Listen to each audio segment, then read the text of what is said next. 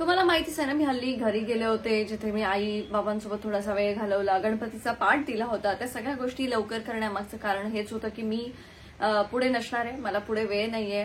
Shoots होते, बऱ्याच गोष्टी होत्या ज्या पेंडिंग होत्या त्या कम्प्लीट करायच्या होत्या आणि त्या कारणामुळेच मी घरी गेले होते आणि सगळ्या देवांची दर्शनं घेऊन त्यानंतर परत मुंबईला आले.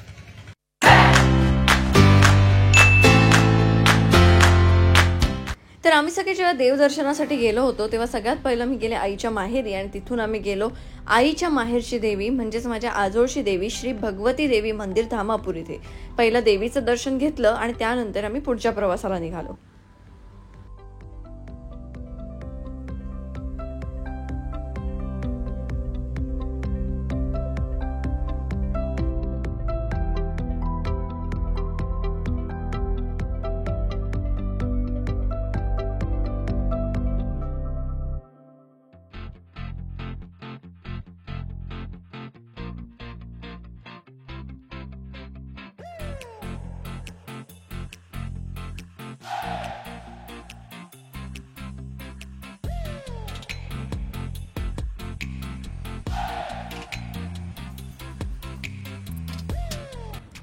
भगवती देवीचं दर्शन करून झाल्यानंतर आम्ही गेलो वालावल इथे. पहिलं चेंदवणला माऊली मंदिर जे आहे तिथे दर्शन घेण्यासाठी गेलो, कारण ती आमची कुलदेवी आहे. आणि त्यानंतर लक्ष्मीनारायण मंदिर वालावल.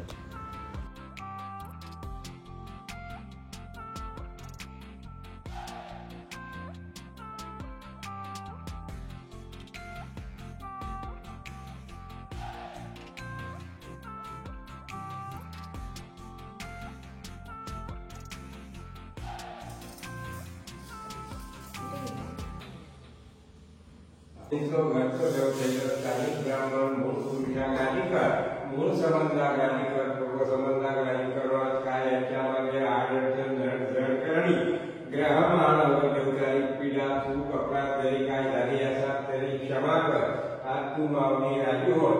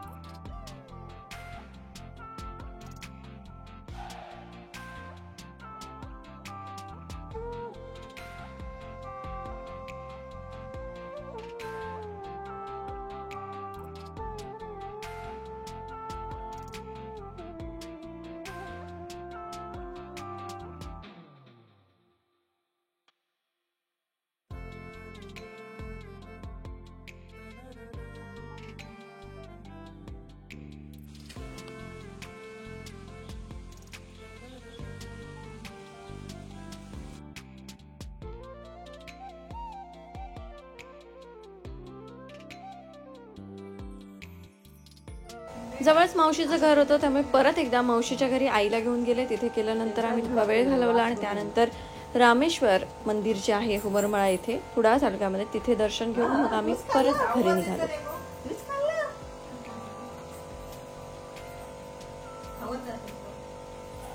मावशीकडनं निघाल्यानंतर रामेश्वर मंदिरात जाऊन दर्शन घेऊन त्यानंतर ख्याती आणि वैष्णवीला भेटायचं होतं, कारण मी आता परत कधी येणार हे मला देखील माहित नाही.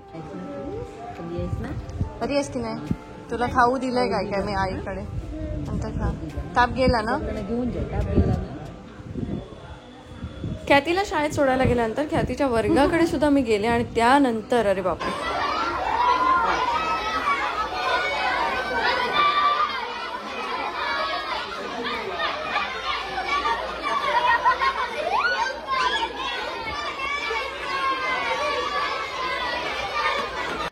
हे असं लहान असताना आम्ही सुद्धा करायचो, कारण आम्हाला सुद्धा टाइमपास करायचं असायचं. त्यामुळे कोण आलं की उगीच ते दंगा करा, मस्ती करा. त्यातलीच ही मस्ती आहे जे तुम्ही समोर बघू शकता, की उगीच आरडाओरडा करणं, उगीच दंगा मस्ती करणं. मला असं वाटायला लागलं, बाप रे, आता मला शिक्षक ओरडतील, लवकर पळूया. आणि आईला घेऊन गेले मस्त मी एका कोल्ड्रिंक हाऊसमध्ये, जे बाळकृष्ण कोल्ड्रिंक हाऊस आमच्या कुडामधलं फेमस आहे.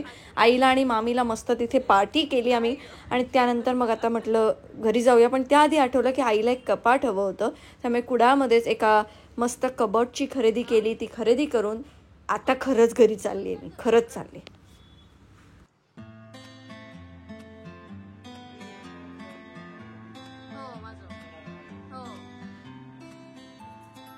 देवबागला पोहोचल्यानंतर गोवाक माझ्या म्हटलंय, चल बाबा जरा तुका समुद्र विमुद्र दाखवतोय आमचा देवबाग कसा असा आणि मी देवबागेत कसा लहानाचा मोठा झालाय, कशा रिस्कवाल्या भागात.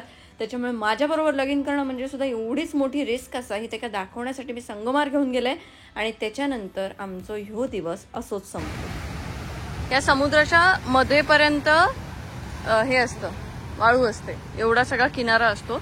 हे पावसात सगळं वाहून जातं. ते मासे बघतात तिथे. आता मी कधी येणार?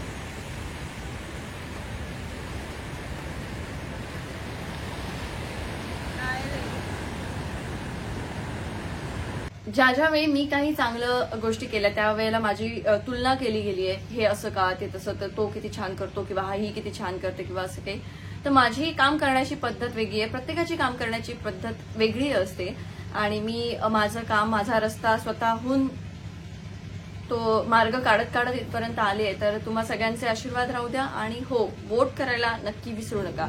तर हे देवदर्शन करतानाच मी तुम्हाला सांगितलं होतं की काय आहे ते तुम्हाला नंतर कळेल. तर काही काही वेळेला असे कॉन्ट्रॅक्ट्स असतात, ज्या कॉन्ट्रॅक्ट्समध्ये आपण असल्यामुळे डिक्लेअर करू नाही शकत की काय आपण करणार आहोत पुढे, आणि त्यामुळे शांत बसावं लागतं. काही ज्या ऍड शूट्स होत्या ज्या आम्ही आधी केल्या त्याचे व्हिडिओज हे नंतर पोस्ट होतील. तर याचा अर्थ असा नाही की मला बिग बॉस मधनं बाहेर सोडलंय आणि त्याच्यानंतर मी ते ऍड शूट केले आणि मी आतमध्ये केले. कारण हा गैरसमज एक दर्शक म्हणून माझा सुद्धा व्हायचा की अरे ही तर बिग बॉस मध्ये आहे, मग हिचा हा व्हिडिओ कसा पोस्ट झाला. तर ह्या सगळ्या गोष्टींसाठी एक टीम असते, जी टीम हे काम करते.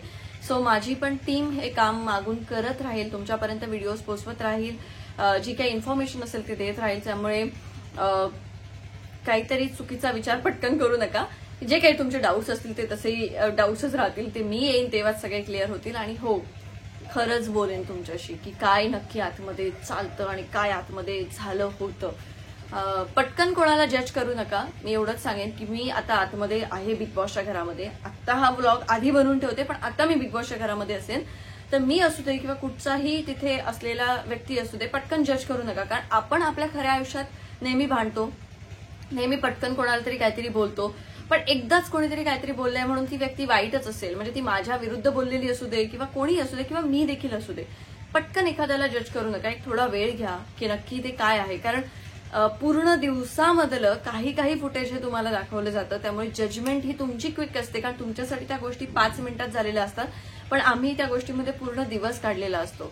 आणि सगळ्यात महत्वाची गोष्ट म्हणजे मी आता मागच्या व्हिडिओमध्ये म्हटलं की मला वोट करा, पण एकच सांगेन की तुम्हाला जो डिझर्विंग कॅन्डिडेट वाटतोय की अरे नाही हा डिझर्विंग आहे, ह्याला आपण वोट करूया आणि याला वाचूया, जो कोणी डिझर्विंग असेल त्याला वोट करा, त्याला वाचवा. जो त्या खेळामध्ये जिंकणं तुम्हाला महत्वाचं वाटतं. ऑफकोर्स मी कोकणातली आहे, तुम्ही सगळे माझे सबस्क्रायबर्स असाल, माझी फॅमिली असाल, त्याच्यामुळे तुम्ही माझ्यावरती प्रेम दाखवालच. पण जर एखाद्या आठवड्यामध्ये मी नॉमिनेट नाहीये पण इतर कोणी नॉमिनेट असतील ज्यातलं तुम्हाला वाटत असेल की ही व्यक्ती जिंकली पाहिजे, तर तिला नक्की वोट करा.